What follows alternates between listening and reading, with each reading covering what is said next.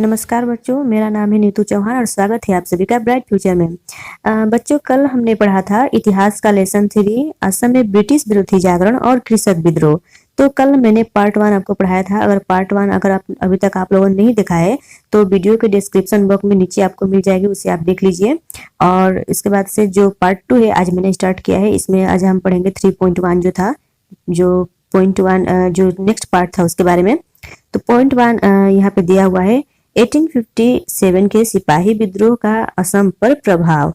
तो अब जब 1857 का विद्रोह पूरे भारतवर्ष में चल रहा था तो इसका प्रभाव हमारे असम पर कैसे पड़ा था, हमारे असम वासियों ने इसमें भाग लिया था या नहीं लिया था, इसके बारे में आज हम पढ़ेंगे। तो चलिए हम इसको स्टार्ट करते हैं, देखते हैं क्या है इसमें। 1857 का सिपाही विद्रोह भारत के आधुनिक इतिहास की एक उल्लेखनीय घटना है। ये तो बहुत ही बड़ी एक घटना है हमारे आधुनिक इतिहास की, राइट। फिर आगे देखिए, ब्रिटिश सेना में काम करने वाले भारतीय सैनिकों ने इस साल अंग्रेज शासन के खिलाफ विद्रोह की घोषणा की थी। तो देखिए यहाँ पर क्या हुआ था कि 1857 का जो टाइमिंग चल रहा था तो हमारे इंडिया के ही कुछ लोग जो थे, इंडिया के ही कुछ सैनिक लोग जो ब्रिटिश की सेना थी, ब्रिटिश में के अंतर्गत काम करते थे। और आपको समझ में, जो ब्रिटिश थे, ब्रिटिश सेना के अंदर हमारे इंडिया के ही कुछ सिपाही काम करते थे। तो वे लोग अंग्रेजों से नाराज हो गए थे और वे अंग्रेजों के खिलाफ ही क्या किए थे, जो सिपाही विद्रोह है उसका आरंभ कर दिए थे। तो जब आरंभ हुआ था तो उसमें और भी क्या हुआ था हम देख लेते हैं आगे। लॉर्ड वेलेस्ली का दास्तामूलक मित्रता की नीति, डलहौजी के अधिकार की स्वतः विलय की नीति, यहाँ पर होगा अधिकार विलय की नीति होगा, आदि के द्वारा ब्रिटिश सरकार ने कई देशी राज्यों को अपने राज्य में मिला लिया था। देखिए अब क्या हुआ था, हमारे मतलब भारतवर्ष में जो लॉर्ड डलहौजी आया थे और उसके बाद में और कौन आया था, ब्रिटिश का एक और व्यक्ति था जो है लॉर्ड वेलेस्ली, और एक कौन है, लॉर्ड डलहौजी।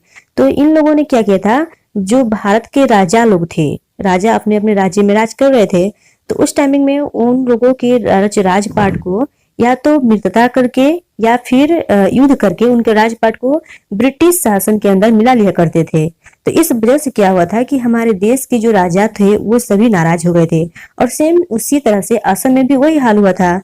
असम में जो कंदरपेश्वर थे, ठीक है, कंदरपेश्वर सिंह, उनके राजपाट जो आहोम राजपाट था उसे अंग्रेजों ने छीन लिया था। तो उससे भी अंग्रेज जो हमारे भारत के कुछ व्यक्ति थे उसे फिर से आहोम जो राजा था फिर से अपना वापस पाना चाहते थे। तो इसके वजह से भी वे लोग क्या किए कि इसमें भाग लिए थे। हमारे असम के जो निवासी थे उन्होंने 1857 का जो विद्रोह हुआ था उसमें भाग लिया था। फिर अब आगे देख लेते हैं क्या हुआ था। अब आगे देखिए, इन्हीं सब कारणों से भारतीय सैनिक ने 10 मई 1857 ईस्वी को मेरठ के छावनी में ब्रिटिश शासन के विरुद्ध क्रांति का बिगुल फूंक दिया। तो यानी कि 1857 का जो विद्रोह है वो कब हुआ था, तो 10 मई को शुरू हुआ था। और इसमें ये मेरठ की छावनी, ठीक है, मेरठ की एक छावनी थी, वहीं से इस सिपाही विद्रोह का शुरुआत आरंभ हुआ था। तो अब हम देख लेते हैं फिर आगे कि फिर क्या हुआ जब विद्रोह शुरू हो गया। तो देखिए 1857 की विद्रोह की प्रतिक्रिया असम में भी देखने को मिला था। देखिए अब हमारे जो पूरे भारतवर्ष में सिपाही विद्रोह चल रही थी तो हमारे असम में किस तरह से क्या हुआ, हमारे असम के निवासियों ने क्या किया। तो देखिए, ब्रह्मपुत्र घाटी के कुछ लोगों ने ब्रिटिश सेना के कुछ असंतुष्ट भारतीय सैनिकों की सहायता से आहोम होगा, सॉरी यहाँ पे रॉन्ग हो गया है, यहाँ पे होगा आहोम, क्या होगा यहाँ पे, आहोम, राइट। तो फिर देखिए क्या हुआ कि ब्रिटिश सैनिकों की मतलब जो हमारे भारत के कुछ सेना थे, राइट, हमारे भारत के कुछ सेना थे, तो वे तो असंतुष्ट थे, वे तो ब्रिटिश सेना में जाना नहीं चाहते थे, लेकिन फिर भी उन्हें जबरदस्ती रखा जा रहा था, तो वे लोग असंतुष्ट थे। तो उन्होंने क्या किया, आहोम राजगद्दी को, आहोम के जो राजा थे उनको पुनः मतलब फिर से राजगद्दी पर बैठाने की कोशिश में लगे हुए थे। आपको समझ में आ रहा है, यहाँ पे हमारे इंडिया के कुछ सैनिक थे जो ब्रिटिश के अंतर्गत काम करते थे। तो जब उन्होंने देखा कि हमारे असम के जो राजा हैं उनका जो राजगद्दी है छीन लिया गया है, अंग्रेजों ने खुद अपने राजपाट में मिला लिया है, तो इससे देखते हुए हमारे भारत के सिपाहियों ने क्या किया, उन्हें फिर से राजा बनाने का प्रयास किया, अहोम राजवंश फिर से वापस देने का प्रयास किया था। फिर हम आगे देखते हैं इसके बाद से क्या हो गया। देखिए अब है मणिराम देवान की क्रांति। अब चलिए मणिराम देवान, इसमें आप बच्चों क्या होती है कि हमेशा इस पर आप लोगों का क्वेश्चन आते रहती है। और बच्चों अभी तक आप लोगों ने अगर इस चैनल को सब्सक्राइब नहीं किया है तो आप सब्सक्राइब जरूर करिएगा, ताकि आप लोगों का मैं वीडियो जब भी डालूं तो आपको मिल जाए तुरंत ही। और अपने फ्रेंड्स को भी शेयर कीजिएगा। उसके बाद से फिर देख लीजिए, अब मणिराम जो देवान थे हमारे असम के, उन्होंने हमारे जो 1857 का विरोध चल रहा था, या फिर जो अंग्रेज यहाँ पर आए थे उनके विरोध में बहुत ही बड़ा क्रांति किए थे। ये बहुत ही बड़े नेता हैं हमारे भारत के, हमारे असम के थे, भारत के ही बोलेंगे हम, लेकिन ये हमारे असम के निवासी थे। तो अब इन्होंने क्या क्या किया था, चलिए हम उसको देख लेते हैं। मणिराम देवान, इनका जो मूल नाम था क्या था, मणिराम बर भंडार बरुआ, और इन्हें इस नाम से मणिराम देवान, मतलब शॉर्टली में मणिराम देवान ही इसी नाम से वे प्रसिद्ध थे। फिर देखिए आगे, अहोम राजा कंदरपेश्वर सिंह के पोते, सॉरी अहोम राजा पुरंदर सिंह, यहाँ पर है राइट, पुरंदर सिंह के पोते कंदरपेश्वर सिंह को पुनः राजा बनाकर अहोम राजवंश को की स्थापना करना मणिराम देवान का एक सपना था। देखिए हमारे असम में जो अहोम राजा थे, कौन थे, वे थे पुरंदर सिंह।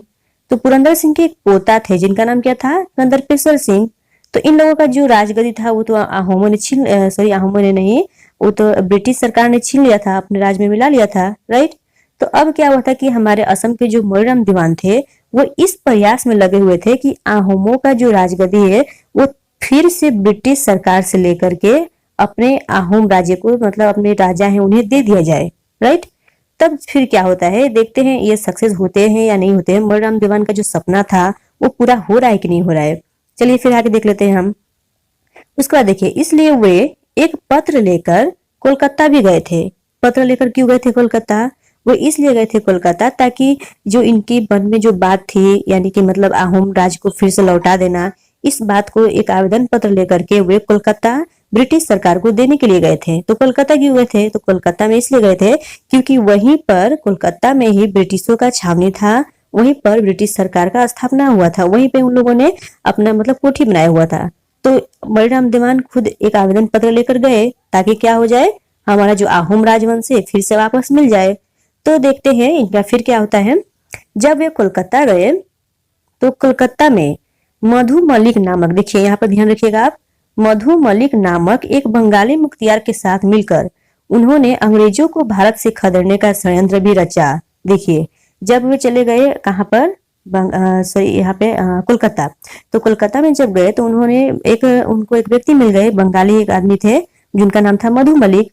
तो उन्हें से मिल करके अब अंग्रेजों को भगाने का प्रयास करना शुरू किए। ये दोनों मिल गए और मिल करके कुछ षड्यंत्र रचना शुरू कर दिए ताकि किस तरह से इन्हें मतलब यहाँ से हटाया जाए, राइट। फिर क्या होता है हम देख लेते हैं।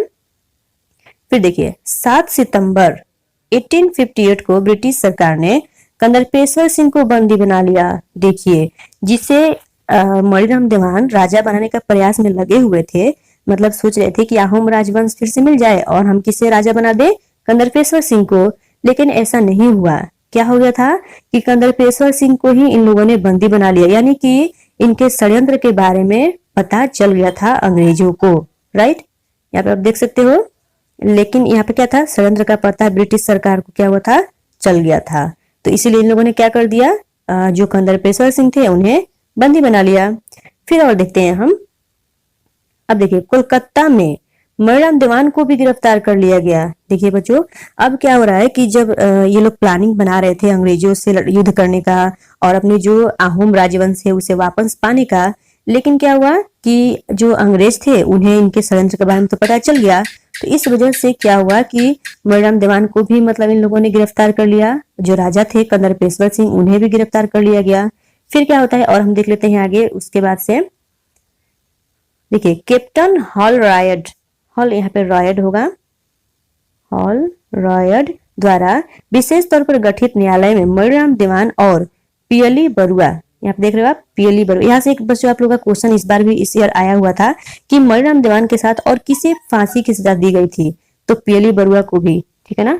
तो यहाँ पर क्या हुआ कि जो एक और क्वेश्चन यहाँ से बनता है कि किसके न्यायालय में, किसके द्वारा मतलब न्यायालय उसका जो न्यायाधीश जो किया गया था वो कौन थे, तो कैप्टन हॉलराइट।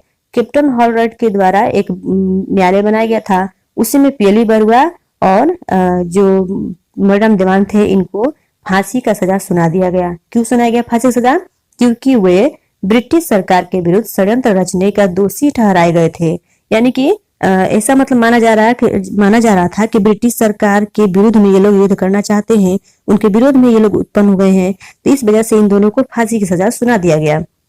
फिर से क्या हुआ, उन दोनों को अब कितने तारीख को फांसी दी गई, तो 26 फरवरी 1858 को हमारे असम के मणिराम देवान और पीएली बरुआ, इन दोनों व्यक्तियों को फांसी दे दिया गया। ठीक है, फिर आगे चलते हैं, हम देख लेते हैं। इसके अलावा मधु मलिक, अब कुछ व्यक्ति जिन्होंने मणिराम देवान का साथ दिया था, उन लोगों को भी इन लोगों ने नहीं बख्शा। उन्हें भी अलग अलग प्रकार के बहुत सारे मतलब यहाँ इन लोगों को मतलब कष्ट दिए, उन्हें जेल में रखे, बहुत कुछ किए। तो देख लेते हैं हम इनके साथ क्या क्या हुआ था। इसके अलावा मधु मलिक, कमला बरुआ, मायाराम नाजिर आदि षड्यंत्रकारियों को आजीवन कारावास दिया गया। आजीवन का अर्थ क्या होता है, यानी कि जीवन भर, जब तक वे जीवित रहेंगे जीवन भर उन्हें जेल में ही बंद करके रखा गया था। राइट, फिर देखिए उसके बाद से और भी कुछ लोग थे जिन्हें उन लोगों को भी फांसी या फिर कुछ अलग अलग सजा दिए गए थे। तो देख लेते हैं और कौन से हैं। यहाँ पर है बहादुर गांव बुढ़ा शेख, यहाँ पे फरमूद होगा बच्चों, प्रमोद नहीं होगा, थोड़ा सा मिस्टेक हो गया यहाँ पे, फरमूद, क्या था, फरमूद। तो शेख फरमूद अली को काला पानी भेज दिया गया। देखिए बच्चों, अब काला पानी सोच रहे हैं कि काला पानी भेजा क्यों गया, काला पानी है क्या।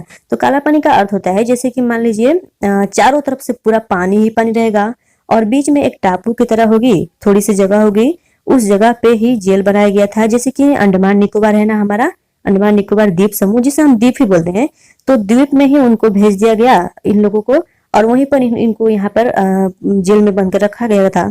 जेल में बंद करके इसलिए रखा गया कि मतलब कि वो यहाँ से कहीं भाग नहीं सकते, चारों तरफ तो पानी ही पानी है, इस वजह से इन्हें काला पानी भेज दिया गया। तो इस तरह से अलग अलग बहुत सारे क्या हुआ था बच्चों कि हमारे असम के लोगों को इन लोगों ने फिर से हरा दिया था। हराने के बाद से इन्हें मतलब फिर से अंग्रेजों के शासन में रहना मतलब पड़ा था हमारे असम के लोगों को। तो ये था हमारे मणिराम देवान की जो भूमिका थी, और भी बहुत सारा है बच्चों, मैंने बिल्कुल शॉर्टली में बिल्कुल इनका जो मुख्य भूमिका थी उसे समझा दिया। और आप लोग क्या कीजिए कि बुक को रीडिंग कीजिए, तभी जाकर के आपको जो सारी बातें हैं वो थ्रोली समझ में आ जाएंगी। लेकिन मैंने आप लोग का सिर्फ कॉन्सेप्ट ही क्लियर किया है, और भी आपको बहुत सारे जितने कुछ पॉइंट्स हैं वो आपको बुक्स में मिल जाएंगी। तो लास्ट में अंतिम में देख लीजिए क्या हुआ लास्ट में। इस प्रकार 1857 में अंग्रेजों को असम से खदेड़कर पुनः आहोम राजवंश की स्थापना करने का मणिराम देवान का प्रयास विफल हो गया। और क्या हो गया कि हमारे जो असम में मणिराम देवान थे वे सोच रहे थे कि अगर अंग्रेजों को खेद करके यहाँ पर हम असम में आहोम राजवंश की स्थापना करेंगे, लेकिन ये जो सपना था वो पूरा नहीं हो पाया, क्योंकि अंग्रेजों को मणिराम देवान और पीएली बरुआ का जो प्लानिंग था वो पता चल गया था। तो बच्चों यही था आज का 2 पॉइंट्स। अब अगले वीडियो में मैं आप लोग का अगला जो पॉइंट है वो फिर से आप लोगों के लिए करके आऊंगी। तब तक के लिए बहुत बहुत धन्यवाद। और बच्चों आप लोगों ने अभी तक इस वीडियो को मतलब जो इसका जो पहला पार्ट था उसे नहीं देखा है, उस पहले पार्ट को आपको डिस्क्रिप्शन बॉक्स में दे दिया गया है, उसे आप देख लीजिएगा। फिर ये नेक्स्ट पार्ट देखिएगा तो आपको अच्छे से समझ में आ जाएगी। ओके बच्चों, वीडियो देखने के लिए बहुत बहुत धन्यवाद।